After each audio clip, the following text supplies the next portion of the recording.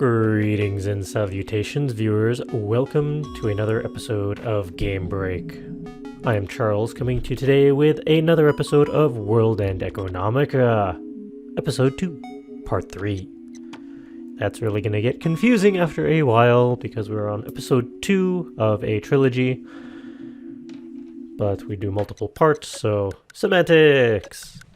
Last time round, we met someone new, at least in regards to viewership, but apparently a semi-old friend for Haru.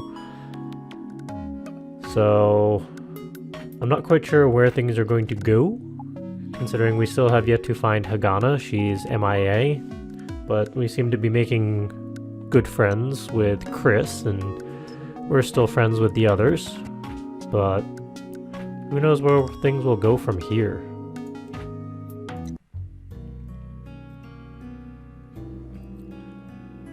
Rena said, her voice hinting that she hadn't yet given up on the subject as she continued watching her program. On it was a famous woman with her trademark sunglasses and her platinum blonde hair tied up.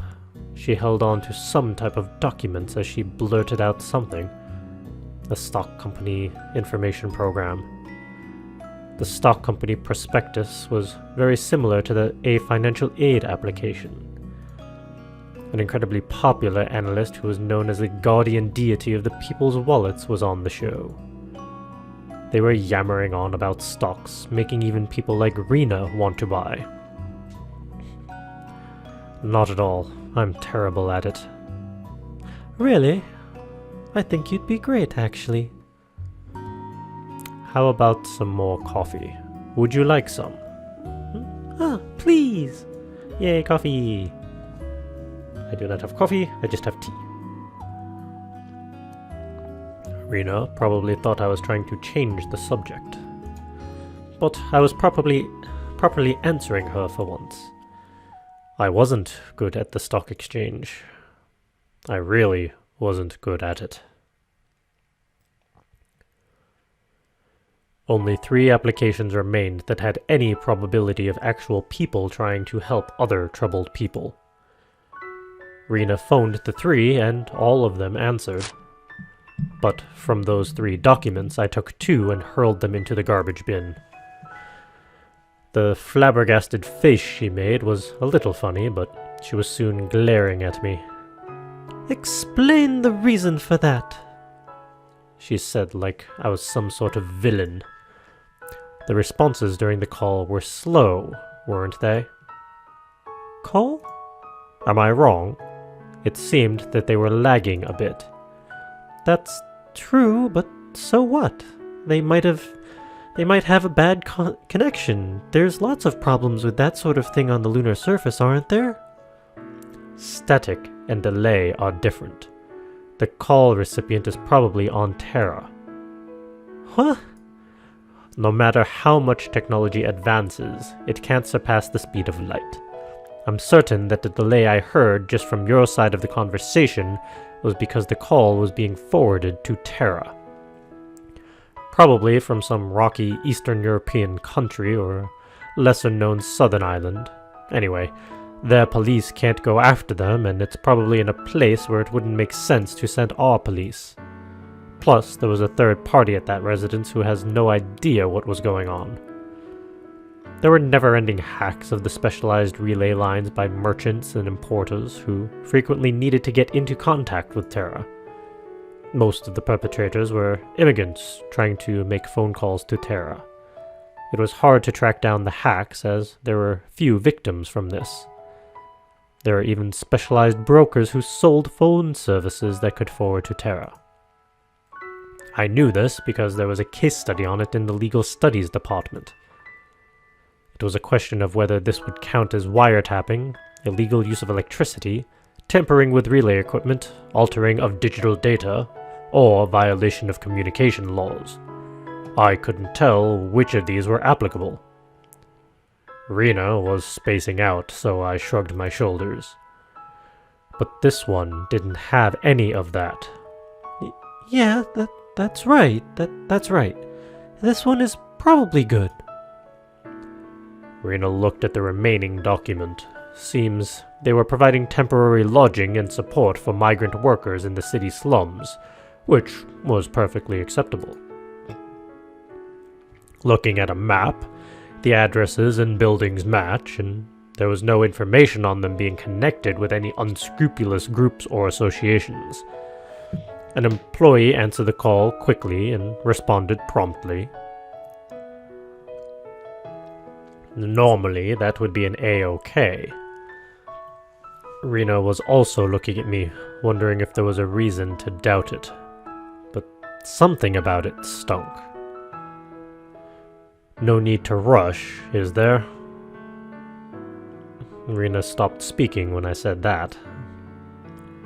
Reducing the number of frauds by even a single case gives that much more to a proper organization and increases the probability of helping those in need. I, at least, want to be that meager champion of justice. A clamor of voices flooded in from outside as I stared silently at the document. Hearing that noise startled Rena, causing her to jump in her seat. As she wore a displeased expression, she turned her chair to face the monitor directly. Right after that, a group of roughly clad individuals who didn't look like they were suited for desk work came in. A group that only collected their pay and welfare without doing any proper work. Returning to their desks, they turned on the same stock information program and began noisily chattering in vulgar tones about which looked good and which were profitable. It only quieted down when the overworked division chief, who oversaw 3 departments, came around. I returned to my desk and began my monotonous work. Rena never tried to speak to me when the rest of them were around. The guys who don't do their work had a cruel way of harassing the guys who do. There was no shortage of hard-working employees who quit because of that. Even still, Rena, who looked the weakest of all, had a reason why she couldn't give up. That was a given here on the moon. Neither I nor Rena spoke a single word, filing inorganic data in silence until everyone left at their regular time, 5 p.m.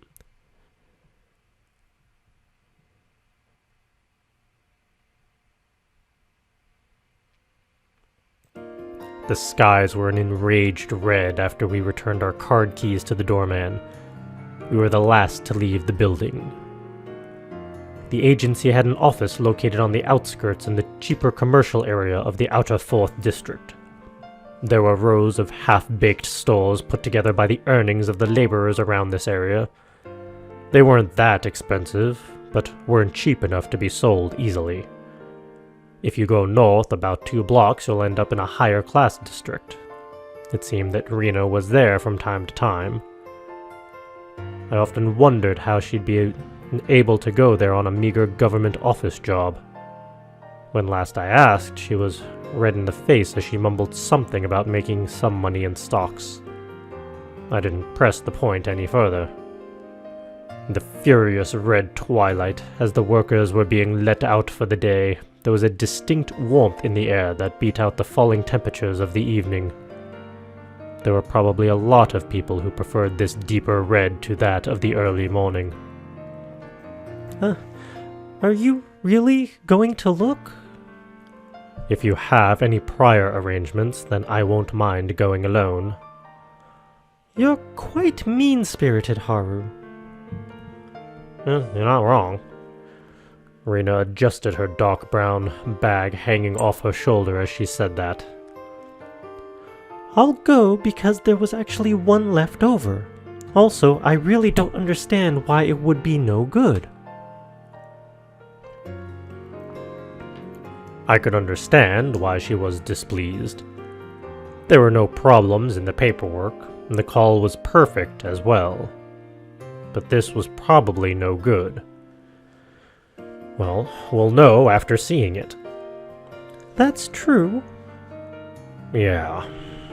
You'll understand once you see it. I learned this from someone 4 years ago. He must have been the real deal if I was able to make use of it to this day. That was more comforting than it was aggravating. I was conned and beaten by a real person. You couldn't stop him from taking out child amateurs if he was a pro, right? I took Rena along as I laughed silently to myself, heading towards the address written in the application. Since I was on crutches, even Rena, with her lower than average walking speed, was walking faster than me. 4 years ago, even if I just had one leg, I would have tried running.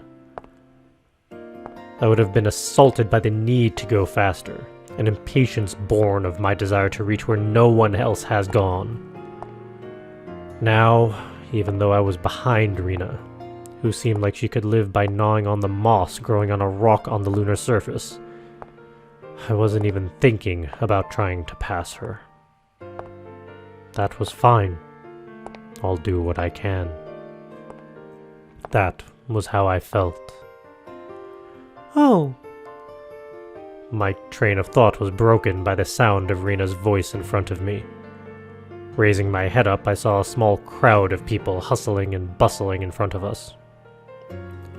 When Rena saw that, she began taking off towards it, looking slightly happy. It's probably a clown doing a street performance to get some change. Mind if I go have a look? Go ahead. She asked if she could go ahead even though she was already part of the group. I looked in on them from a distance.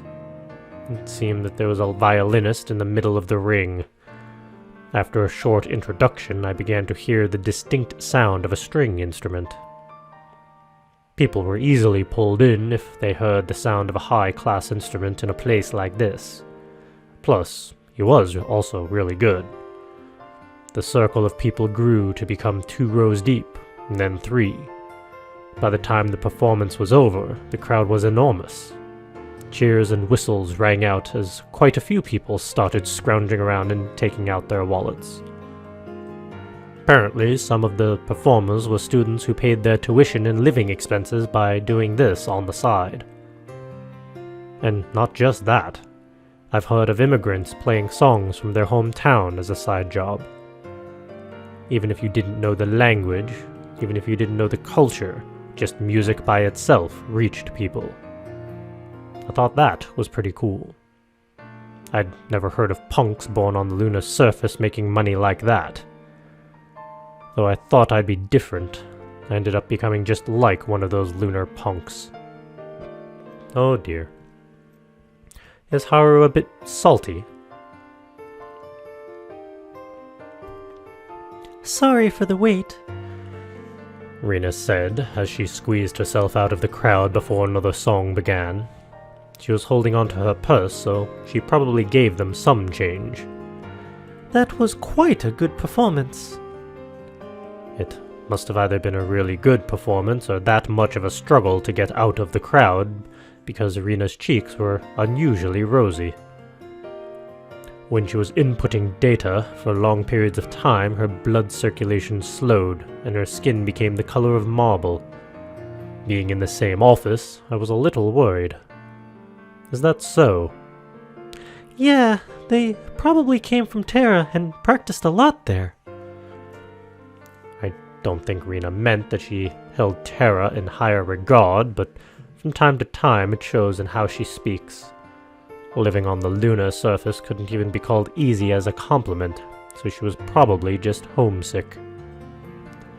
You're able to hear it as much as you like for free on the internet, aren't you?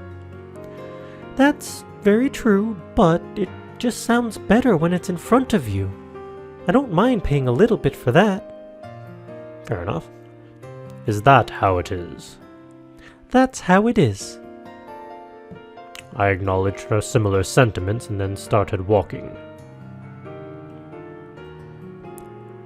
It's nice that they can use instruments. Huh? Instruments. I used to play the piano long ago, but, well... Rena said that while making keyboard playing motions as she walked. As I watched her decidedly less than graceful movements, Rena seemed to notice I was staring and sighed dejectedly, looking a bit embarrassed. But, of course, I wasn't very good at it and I got discouraged partway through, but... I wasn't exactly sure how to respond, so I nodded anyway. Well, you see, I thought of becoming a pianist when I was younger. You know how you are when you're young. Oh. For Rena, wearing clothes the color of withered grass, on a meager salary, in a poorly respected government office, working on the lowest level of data processing and doing most of her coworkers' work, this must have been a grand dream. That was my dream long, long ago. Rena squinted at the changing sky as it went from madder red to ultramarine while she walked. The old Rena was probably able to go after any dream, and she had limitless possibilities. But now, Rena was like this. And what possibilities did she have in her future?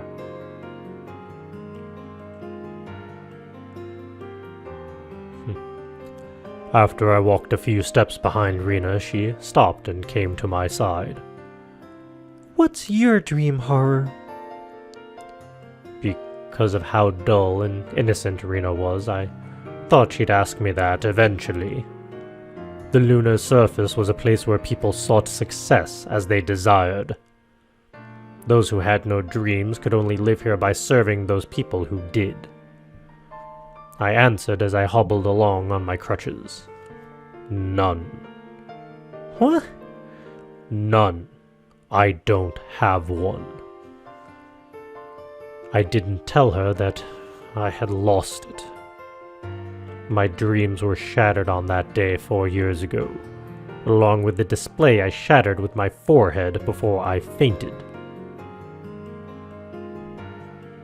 Rena looked at me like I was some sort of strange creature, but then chuckled a little and let out a sigh. That's a relief. What do you mean? Just that, because, you know, people on the lunar surface are always looking up. Those who don't look up are always thinking about being above the ones around them. But if you aren't going up, then it means you're stepping over someone else, doesn't it? Are you talking about the others in the office? You're quite mean-spirited, Haru. You've already said that. Rena, who still retained the foolishness of a child at her age, grimaced, cringing a little. I don't think it's bad for people to compete with each other. If everyone's competing, then surely someone will look after the people who fall down and hurt themselves. An optimistic way of thinking.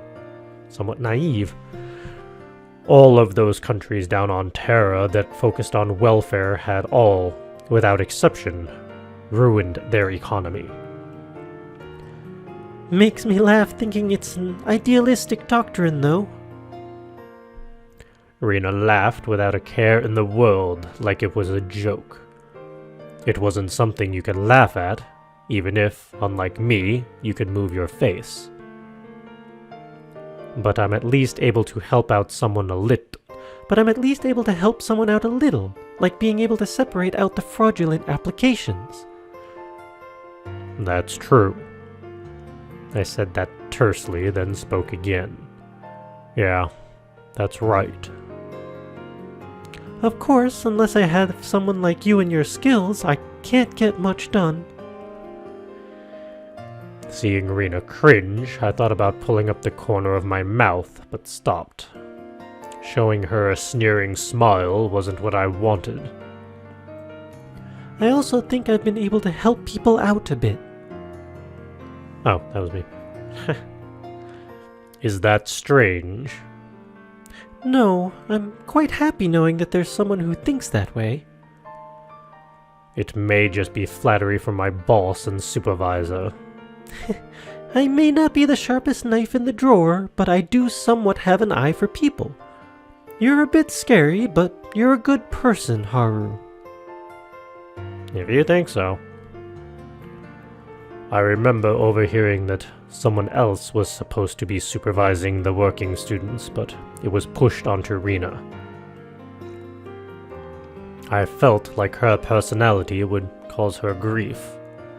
But then, if the rest of the world was based on the zero-sum game, then someone else would need people like Rena to hold the short end of the stick for them to get ahead. If that was the case, was Rena being useful to someone? Thinking about it made me unable to withstand all the melancholy. As if to atone, I spoke again. Well, I'm not sure how kind I am, but I do feel like being useful to someone. Heh. I was hoping she'd laugh. It didn't matter how trivial it was. I wanted to be useful to someone. Fair enough. Rena said that's what a champion of justice was. Rena and I finally arrived at our destination. What do you think? Is it going to be legit or a bus? This does not look ideal. Pushing through a road that looked more like an alleyway, we reached a cheap-looking 3-story building.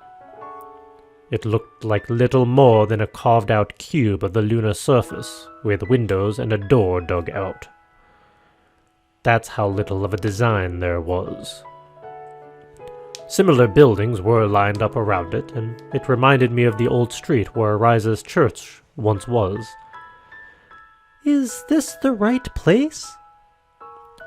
I saw it on the map online, so this is the one. What is it? Nothing. I was just thinking that I won. Rena looked at me teasingly, then turned her attention to the building. In front of the small road, in front of the house, there were clotheslines with laundry still left on them. There was a pile of indistinguishable clothing next to that, giving off the impression that quite a few people lived in this district. According to the documentation, there were 3 salaried employees and 8 volunteers in charge. They were able to house a maximum of 17 immigrants, so that was about the right number of employees. My eyes fell on various objects around the building. A worn-out soccer ball, a raggedy doll, and in a place that appeared to be a garbage dumping site was a pile of the most popular watered-down beer on the lunar surface. My doubt gave way to certainty. On the paper, it looked fine. But clearly, there were flaws here. Well, from whom should we hear from first? Rena looked at the building and everything around it, and contrary to what I'd thought, was apparently right. It did indeed look like people from the lower end of the financial spectrum lived here. The biggest tells were the playthings, which were clearly not garbage, and the empty beer cans. But there was one thing they couldn't hide. Quality of clothing. Oh hey, need something? It was right when Rena went to knock on the door on the first floor. One of the 3 men turning the corner called out to us. Rena blurted out in confusion. The guy, who was dressed in a factory worker's clothes with his sleeves rolled up, was clearly a physical laborer. He looked up and down at Rena and myself before he spoke. You don't look like real estate agents. The moon had a severe housing shortage, so real estate agents appeared practically anywhere people could live. And the people living here had probably been chased out of their homes by real estate agents before, so they'd likely have a grudge against them. Where? It seemed that even with how slow Rena was, she was thinking about the same thing. She rummaged through her bag as if she had the hiccups, desperately trying to introduce herself. We were running out of options, but just as I was about to throw her a life preserver, the door of the building suddenly opened vigorously. The children flooding out paid no attention whatsoever to Rena and went straight to the men. You're back! Yeah, I'm home. Been doing good. The men lifted up their own children easily, even without the moon's lower gravity. The men embraced the children with elated expressions on their faces, putting the children up on their shoulders and holding them in their arms like small bundles. 2 women appeared in the doorway, holding kids suckling from bottles. Each went to one of the men and gave him a kiss in front of us. So, families. What's the catch? Off to the side, Rena looked very much like she was in the wrong place. Was this a welfare institution that provided immigrants with a common house and work support? She wanted to say those words, but they wouldn't come out. After the momentary bliss of the end of the workday, the men soon recalled that they had some mysterious guests. Oh my, you're a biggin. Was there something you needed from us? The man, who had neither a wife nor child to go to him, asked. Though he did look up suddenly and wave at a little girl spying up from the 3rd floor window. Is this... How easy is it to live around here? I said that, disregarding Rena. I was a bit farther away, so I spoke a bit louder. He looked back at me suspiciously, but upon seeing my crutches, he seemed to come to an understanding all by himself. They tended to be quite useful. Yeah, it's not bad. It's pitch black at night, but there's nothing dangerous around. Well, thinking of moving in around here. I don't know why he's getting an accent all of a sudden. Yeah, the rent just keeps going up. That's true. We were chased out of another district and wound up here.